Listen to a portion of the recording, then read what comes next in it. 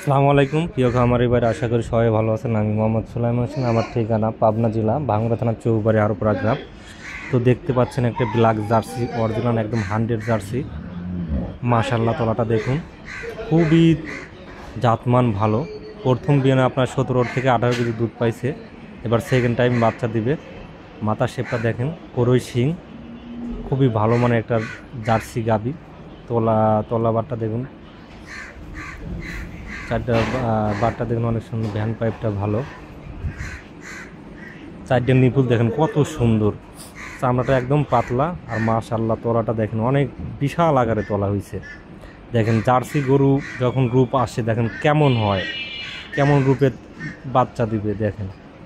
এখন বর্তমান কিন্তু প্রেগনেন্ট, 9 মাসের যে কোনো টাইমে বাচ্চা দিবে।